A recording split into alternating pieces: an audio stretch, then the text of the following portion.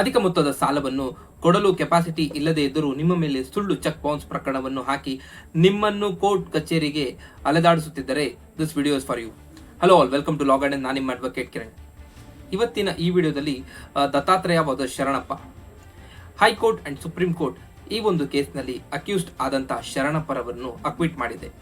Based on the facts considering that Dattatreya complainant, Sharanappa accused. So Dattatreya ಅವರಿಗೆ ಈ ಒಂದು 2 ಲಕ್ಷ ರೂಪಾಯಿ ಹಣವನ್ನು ಕೊಡಲು ಕೆಪಾಸಿಟಿ ಇಲ್ಲದೆ ಇರುವುದು ಡಿಫೆನ್ಸ್ ಕ್ರಾಸ್ ಎಕ್ಸಾಮಿನೇಷನ್ ಅಲ್ಲಿ ಸಾಬೀತಾಗಿದೆ. ಸೊ ಇದರ ಒಂದು ಬೇಸ್ ಇಂದ ಅಕ್ಯೂಸ್ಡ್ ಅನ್ನ ಅಕ್ವಿಟ್ ಮಾಡಿದೆ. ಸೊ ಇನ್ ಸಿಂಪಲ್ ಈ ಒಂದು ಕೇಸ್ನ ಸಾರಾಂಶ ಅಥವಾ ಬ್ಯಾಕ್ ಗ್ರೌಂಡ್ ನಾನು ನಿಮ್ಗೆ ಹೇಳ್ತೀನಿ. ಶರಣಪ್ಪ ಅಂಡ್ ದತ್ತಾತ್ರೇಯ ಫ್ರೆಂಡ್ಸ್, ಒಂದು 6 ವರ್ಷದಿಂದ ಪರಿಚಯ ಇರುತ್ತೆ. ಶರಣಪ್ಪ ತಮ್ಮ ಒಂದು ಫ್ಯಾಮಿಲಿ ಪ್ರಾಬ್ಲಮ್ಸ್ಗೋಸ್ಕರ ದತ್ತಾತ್ರೇಯರ ಅವರ ಹತ್ರ 2 ಲಕ್ಷ ರೂಪಾಯಿ ಸಾಲವನ್ನು ಪಡೆದಿರುತ್ತಾರೆ. ಆ ಒಂದು ಸಾಲಕ್ಕೆ ಅವರು ಒಂದು ಚೆಕ್ ಅನ್ನು ಕೊಟ್ಟಿರ್ತಾರೆ. ಆ ಸಾಲವನ್ನು 6 ತಿಂಗಳ ಒಳಗಾಗಿ ತೀರಿಸ್ತೀನಿ ಅಂತ ಒಂದು ಒಪ್ಪಂದ. ಆದರೆ 6 ತಿಂಗಳ ಮೇಲಾದರೂ ಅವರು ತೀರಿಸದೇ ಇದ್ದ ಈ ಒಂದು ಸಂದರ್ಭದಲ್ಲಿ ದತ್ತಾತ್ರೇಯರವರು ಆ ಒಂದು ಚೆಕ್ ಕೊಟ್ಟಿರುವುದನ್ನು ಬ್ಯಾಂಕ್ಗೆ ಡೆಪಾಸಿಟ್ ಮಾಡಿ ಆ ಒಂದು ಚೆಕ್ ಡಿಸ್ಹಾನರ್ ಅಂದರೆ ಚೆಕ್ ಬೌನ್ಸ್ ಆಗಿರುತ್ತೆ. ಈ ಒಂದು ಕೇಸ್ ಇಲ್ಲಿಂದ ನಡೆದು ಹೋಗ್ತಾ ಇರುತ್ತೆ. ಯಥಾ ಪ್ರಕಾರ ಅವರು ರಿಮಾಂಡ್ ನೋಟಿಸ್ ಕಳಿಸ್ತಾರೆ ಕೋರ್ಟ್ನಲ್ಲಿ. ಅಂಡರ್ CRPC 200 ಅಲ್ಲಿ ಚೆಕ್ ಬೌನ್ಸ್ ಪ್ರಕರಣವನ್ನು ದಾಖಲು ಮಾಡ್ತಾರೆ.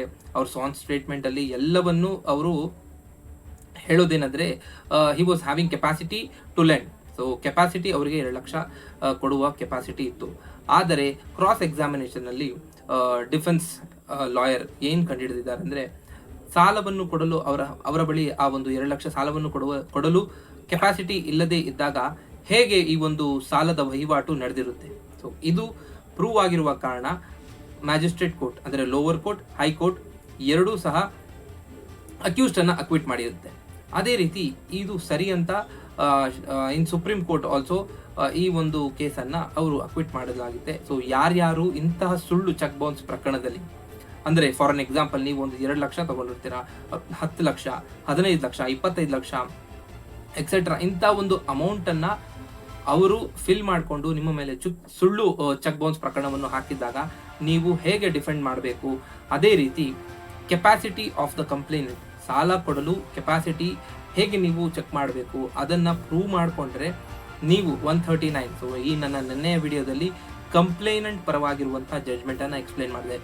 ಇವತ್ತಿನ ಈ ವಿಡಿಯೋದಲ್ಲಿ ಅಕ್ಯೂಸ್ಡ್ ಪರವಾಗಿರುವಂತಹ ಜಡ್ಜ್ಮೆಂಟ್ ಅನ್ನು ನಾನು ಎಕ್ಸ್ಪ್ಲೈನ್ ಮಾಡ್ತೀನಿ. ಯಾಕಂದ್ರೆ ನೀವು ಕೆಪಾಸಿಟಿ ಇಲ್ಲದೆ ಹೋದಲ್ಲಿ, ಅಂದರೆ complainant if he does not have the capacity to lend, ಆಗ ಆ ಒಂದು ಸಾಲದ ವಹಿವಾಟು ನಡೆದಿಲ್ಲ ಅನ್ನುವ ಒಂದು ಪ್ರಿಸಂಪ್ಷನ್, ಅಲ್ಲಿ 139 ಪ್ರಿಸಂಪ್ಷನ್ ಬರೋದಿಲ್ಲ.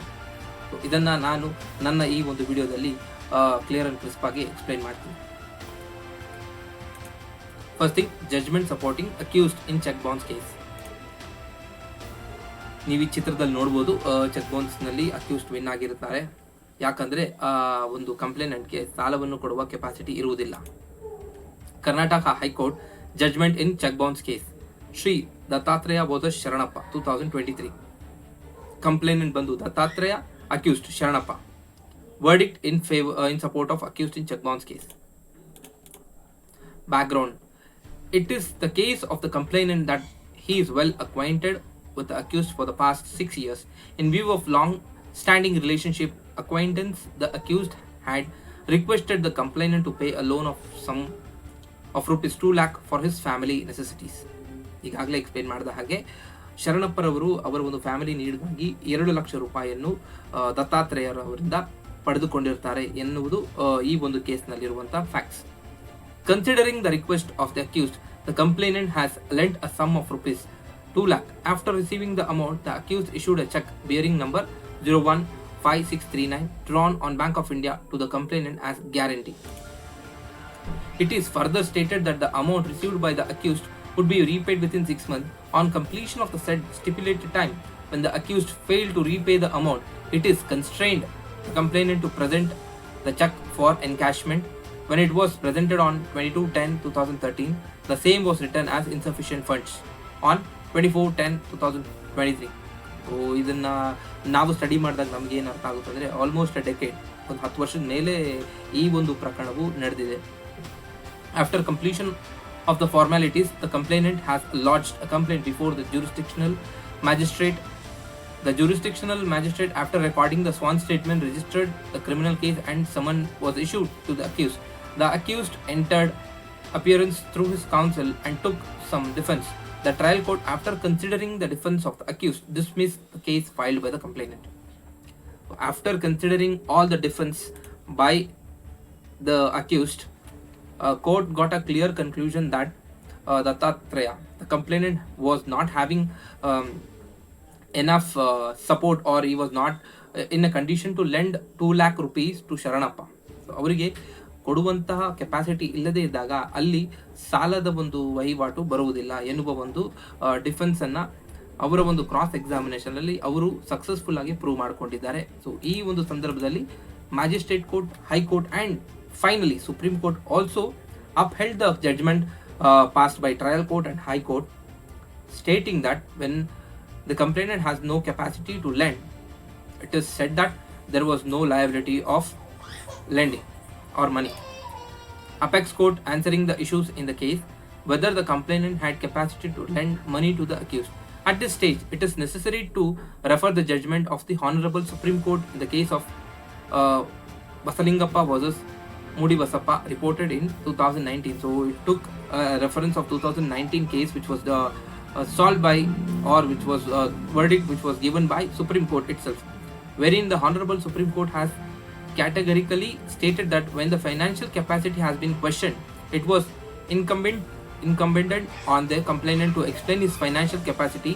Unless he explained the financial capacity, it is presumed that the said loan transaction did not take place. So illi the burden of proof, again, when there is no capacity of lending, burden of proof to prove that falls again on complainant. So complainant prove ಮಾಡಬೇಕು ಅವರು ಆ ಒಂದು capacity ಅವರ ಹತ್ರ ಇದೆ ಅನ್ನುವ ಒಂದನ್ನು complainant prove ಮಾಡಬೇಕು. Unless it is proved, it is presume that there was no monetary transaction was taken place, ಅಥವಾ ಸಾಲವನ್ನು ಅವರು ತಗೊಂಡಿಲ್ಲ ಅಂತ ಒಂದರ್ಥ.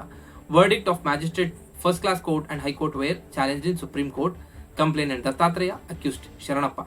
Trial court verdict acquitted the accused in 138 case, considering that capacity to lend was not present. High court verdict upheld the decision of trial court. High court also upheld the decision of magistrate court. High court also upheld that the magistrate court was in right considering capacity of complainant. There is no elucidation, explanation of material circumstances in which the court reached such conclusion. Therefore, according to the High Court, the burden was primarily on the complainant to prove the debt liability. Supreme Court also upheld the decision of lower courts and acquitted accused. So this gives a clear explanation that when you file any false allegations or when you file any false check bounce case, it is again very important for the complainant to prove that he had all the capacity to lend money to the accused. So if he fails to prove that, then it is clearly understandable that the accused will get acquitted based even he has to prove in his cross examination that complainant was not having the capacity to lend. So it has to be proved to the contradictory of 139, or else the burden will be on the accused. So here, when the capacity of lending is questioned, the burden will be passed again on the complainant. Thank you for watching my video, and at the same time, every day, as I told yesterday in my video, I will be quoting some life quotes which will help. If that helps even a single person who's watching my video, if that changes his life, that really makes us very happy. Life is 10% what happens to us and 90% how we react to it. Yes, it is very true. So our reaction to anything, it might be the happiest moment, it might be the saddest moment, etc. It is how we react. Yes. Do not dwell in the past. Do not dream of the future. Concentrate the mind on the present moment. Buddha, Lord Buddha. We all know the story of Buddha. He was having everything in his life. He was living a luxurious life. But still, at one certain point of a time, he realized that the materialistic world it is not a permanent. So whatever he has, the luxurious life or etc., all his kingdom and everything was just a it is not a permanent thing. The permanent thing what he wanted to find is like he wanted to find the answer of his own life. He wanted to know who he is actually. So based on this, so he did not think about the past and did not think about the future. He just lived in his present. So that is what even I am trying to tell you is, yes, many might have come across a terrible past and at the same time hoping for a good future. So it all happens when you try to forget all your past, the terrible past what you have come across, and at the same time don't think about future. Just concentrate and work very hard in your present, so that will define your future. ವೀಕ್ಷಕರೇ, ನಮ್ಮ ಈ ಒಂದು ಚಾನೆಲ್ನಲ್ಲಿ ಪ್ರತಿದಿನವೂ ನಾವು ಇಂತಹ ಒಂದು ಕೋಟ್ಸನ್ನು explain ಮಾಡೋದು. ಯಾಕಂದರೆ ಈ ನಮ್ಮ ಒಂದು ಕೋಟ್ಸ್ನ ಅರ್ಥ ಮಾಡಿಕೊಂಡು ಯಾರಾದರೂ ಒಬ್ಬರು ಚೇಂಜ್ ಆದರೆ ಅದು ನಮಗೆ ಬಹಳ ಖುಷಿ ಪಡುವಂಥ ಒಂದು ವಿಷಯ. ಯಾಕಂದರೆ man is a social animal. Yes, ನಮಗೆ ಎಲ್ಲರಿಗೂ ಇರುವಂತಹ ಈ ಕೋಪ ಅಳು, ಡಿಫೀಟ್ಸ್, ವಿನ್, ಎಲ್ಲ ಇರುತ್ತೆ. ನಾವು ಗೆಲ್ಲೋದು ಸೋಲೋದು ಎಲ್ಲವೂ ಇರುತ್ತೆ. ಇದು ಎಲ್ಲದರನ್ನು ನಾವು ಸರಿಸಮಾನವಾಗಿ ನೋಡಬೇಕು. ಅದೇ ರೀತಿ ನನಗಿಷ್ಟವಾಗಿರುವಂಥ ಒಂದು ಕೋಟ್ಸ್, ಬಾಳು, ನೀನು ಬಾಳಬೇಕು, ಇನ್ನೊಬ್ಬರನ್ನು ಬದುಕಲು ಬಿಡಬೇಕು. ಸೊ ನೀನೇ ಬದುಕಬೇಕು ಅನ್ನುವ ಈ ಒಂದು ಮೈಂಡ್ಸೆಟ್ಟನ್ನು ಹೊರಗಾಕಿ. ಯಾಕಂದರೆ ನೋಬನ್ is permanent in this world. ಯಾರೂ ಶಾಶ್ವತವಲ್ಲ. ಇರುವಷ್ಟು ಈ ಒಂದು 3 ದಿನ ನಾವೇನಿರ್ತೀವಿ, ಆ ಒಂದು 3 ದಿನ ಸಂತೋಷವಾಗಿ ಎಲ್ಲರನ್ನೂ ನಮ್ಮ ಕೈಲಿ ಒಳ್ಳೇದು ಮಾಡೋಕ್ಕಾಗಲಿಲ್ಲ ಅಂದ್ರೂ ಪರವಾಗಿಲ್ಲ, ಯಾರಿಗೂ ಕೆಟ್ಟದ್ದನ್ನು ಮಾಡಬಾರದು. ಈ ಒಂದು ಕೋಟ್ಸನ್ನು ನಾನು ಹೇಳ್ತಾ, ಅದೇ ರೀತಿ ಕಾನೂನಿಗೆ ಸಂಬಂಧಪಟ್ಟಂತೆ ನಿಮಗೆ ಏನಾದರೂ ಕ್ವಶನ್ಸ್ ಇದ್ದಲ್ಲಿ ನೀವು ನಮ್ಮನ್ನು ಕಾಂಟ್ಯಾಕ್ಟ್ ಮಾಡ್ಬೋದು. ನಮ್ಮ ಒಂದು ಕಾಂಟ್ಯಾಕ್ಟ್ ನಂಬರ್ ಡಿಸ್ಕ್ರಿಪ್ಷನ್ ಬಾಕ್ಸ್ನಲ್ಲಿ ಇರುತ್ತೆ. Thank you.